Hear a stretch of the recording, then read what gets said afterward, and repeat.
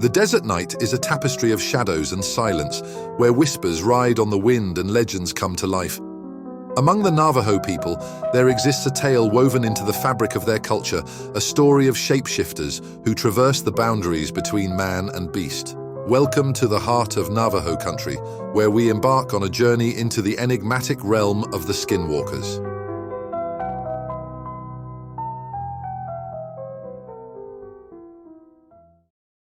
The origins of the Skinwalker legend are as ancient as the land itself, rooted in the rich mythology of the Navajo people. Once revered as healers and protectors of their communities, these individuals were said to have strayed from the path of harmony, delving into dark rituals and forbidden knowledge. With their newfound abilities to transform into animals, they became something else entirely, beings of malevolence and mischief.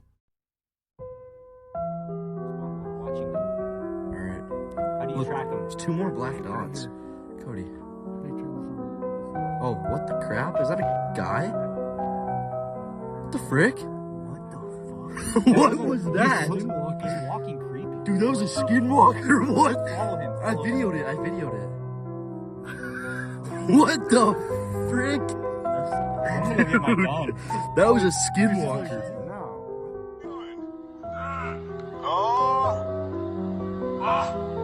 Just cruisers, man.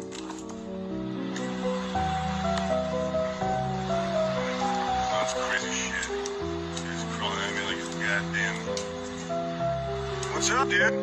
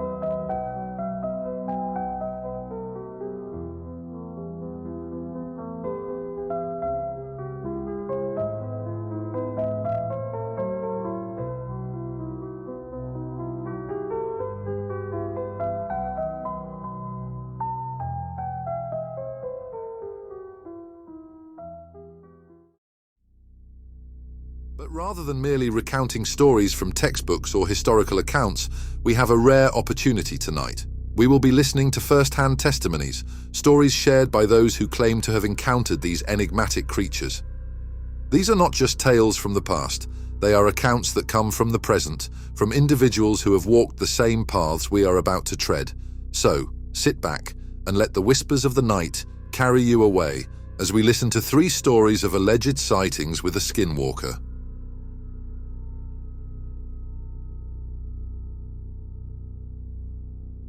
I am 25. I live in Utah, and I'm curious if any of you have seen anything like this before. I'm pretty sure I saw a Wendigo or a skinwalker. I know it sounds strange or crazy. I don't really believe in those things, and I'm regularly skeptical when it comes to the paranormal. This happened to me when I was 17 and in high school and living with my parents. My house at the time was in a very small town. The backyard faced open, empty fields and mountains for miles before you reached another civilization at all. My best friend lived next door and shared this field as our backyard in a way. I have to explain that his house was built on a different street that ended in the field with a small cul-de-sac. I think there was supposed to be more houses built down this street to expand the town, but they clearly never got around to it. So his driveway was basically in this cul-de-sac even though no other houses were built there. This matters later in the story. I used to stay the night at my friend's house a lot in high school because I didn't have the best relationship with my parents. Every once in a while, we would wake up to hear dragging and a weird gargling sound from the back porch. His room was a basement room with the window well to the back porch. It would happen maybe a couple times a month, but whenever we would gather the courage to check, nothing would be back there. This happened for years. One night haunts my friend and I to this day. My friend was getting ready to move and we would stay up all night playing games and watching movies. We decided to go on a music drive to just vibe. So we hopped in his truck with high beams and swung out of the driveway, turning them on towards the field to use the roundabout. The light illuminated this thing. It looked like a person, but it wasn't. It was naked on all fours. Abnormally large, particularly its limbs that seemed to fold under itself in an unnatural way. Its pale skin clung to it like it had to be stretched onto it. But the part that still sends shivers down my spine is its face. Its jaw hung open to this gaping black maw, like a snake unhinging its jaw to eat. Its black eyes glistened in the light as it looked at us. But just as it turned to see us, it quickly scurried backwards, almost like it was on rewind into the brush of the field. My friend and I were pale as ghosts. We both looked at each other like, "Did you see that too?" We were shaken. Let's just say we tried to have a good rest of the night, but we couldn't believe what we saw. We ended up just sitting there in his basement with guns ready and waiting to hear the gargling and dragging again, but we never did. Sorry that it's not very climactic, but it's the truth. I now don't live in that town anymore. There are times when I visit there, though. T at empty field still feels like it's watching and waiting. Even though I can't see it, I can still feel like it's out there.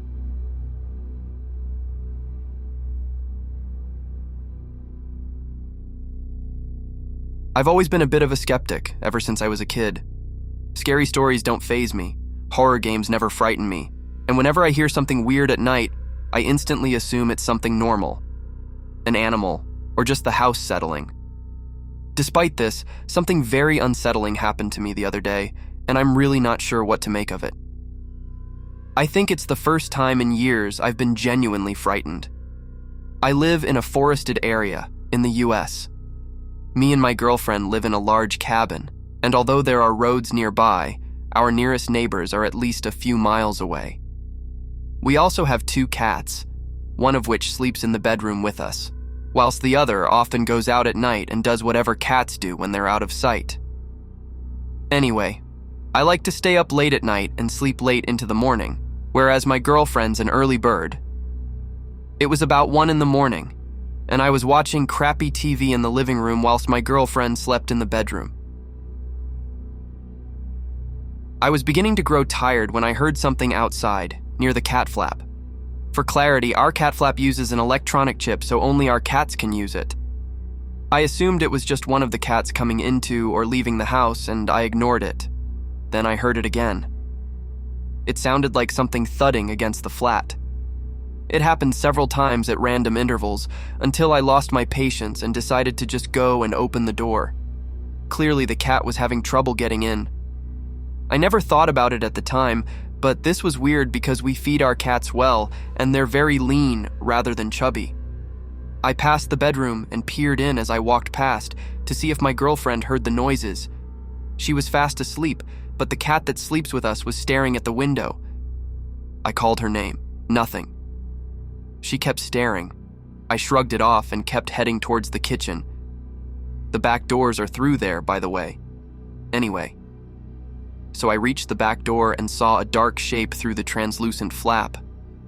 I sighed, expecting the cat to be out there, and opened the door. It took me a moment to open the door, and I saw the cat tense up as I opened the door. The door opened fully. I froze. It wasn't my cat. Whatever it was had started moving before I opened up, and I only caught a glimpse of a distorted figure, kind of like a tailless dog, bolting, and I mean absolutely pelting it. I freaked out and slammed the door shut. What the hell was it? I wasn't sure. My natural skepticism kicked in, and I assumed it was just my other cat, and I had merely startled it. Perhaps the darkness had made it appear larger. Nevertheless, I was creeped out, and decided to go to sleep. As I slipped into bed, I realized something horrifying. The second cat was asleep on the rug. It took a while to get to sleep that night. Everything seemed normal until a few hours later. I awoke to a strange feeling of dread. Something wasn't right. My girlfriend was fast asleep. I held my breath and heard something creaking by the door. It sounded too loud to be one of the cats. It was as if a person was walking about. I reached towards my bedside cabinet and flicked on the lamp. The room was illuminated, and I saw something standing just outside the open door, staring at me. The same twisted figure I had spotted outside earlier. It wasn't very tall, maybe a little over 5 feet, but it was its face that scared me the most. I only caught a glimpse of it, but what I saw will stay with me forever. It looked like a dog, but with an elongated face and almost human-like eyes. You know that weird distorted snarl hounds pull when they're pissed off? It had that expression. I instantly started yelling profanities as I scrabbled backwards, trying to straighten up. The creature turned and sprinted down the hall. I heard it dash outside and go past the window behind us, just above the headboard. I managed to look out as my girlfriend started to panic as she woke up fully. We both caught a glimpse of whatever the hell this thing was as it dashed off into the woods near our home. Grabbing my trusty shotgun from beneath the bed, as well as a couple rounds from the ammunition box that sits next to it, I ran out of the room in my underwear and rounded into the kitchen. The door was open. I'd forgotten to lock it when I saw the thing originally. I haven't seen it since, and we still live in our cabin, but I've bought sturdy locks for all of the main doors and windows in the house and always check the exit points at night. I also go to bed a bit earlier than I used to, so I'm asleep when the freaks of the night start to wake up. I've read a bunch of forums, and the only thing I can compare it to based on what I saw is a skinwalker. If you know anything about these things, please let me know.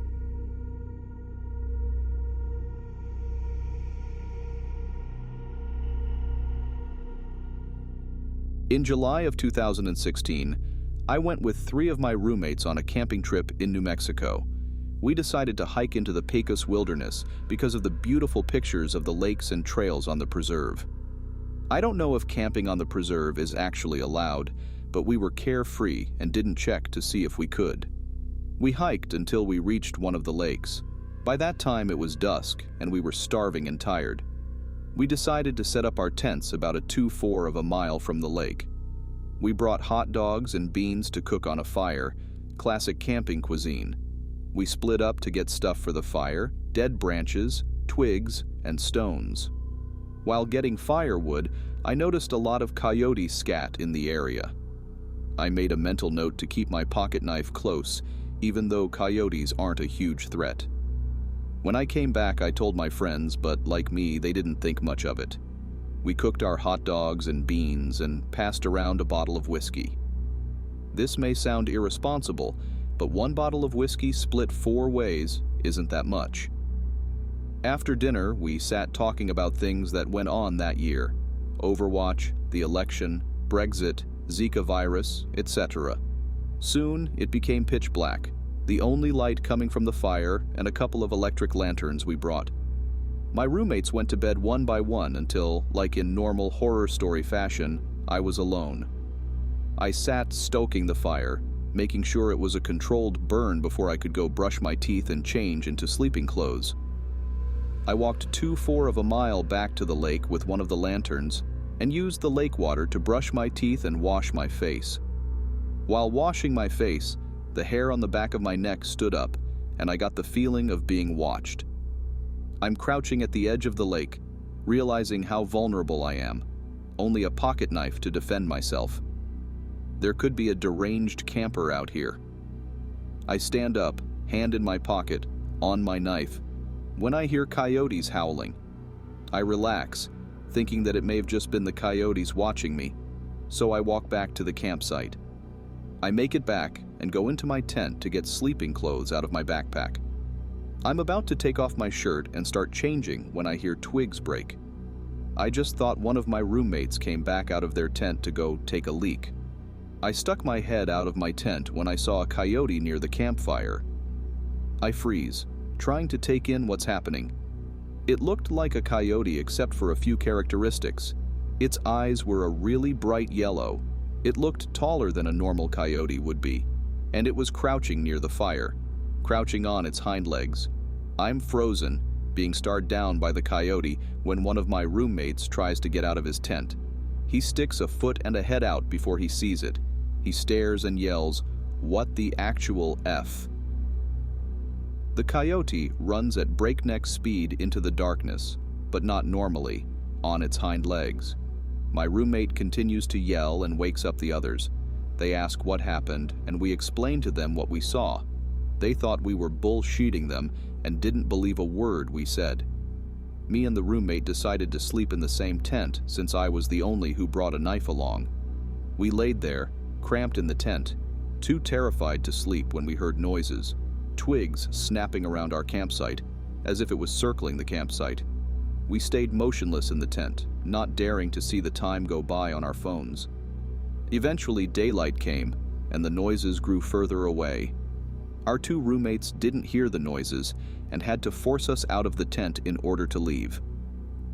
We walked miles back to where we parked our car and decided we should get a hotel room and spend the night in Santa Fe. When we get into our room, I immediately Googled the events of what happened the previous night and learned of the Navajo legend. When you go camping, make sure you have something to protect yourself and a way to get out of there at an instant. As we bring our journey to a close, we are left with more questions than answers. What are skinwalkers, and what purpose do they serve in the tapestry of Navajo folklore? Are they merely figments of the imagination, or do they represent something more profound, a connection to the mysteries of the natural world? Whatever the truth may be, one thing is certain. The stories of alleged sightings with skinwalkers will continue to haunt the desert landscape.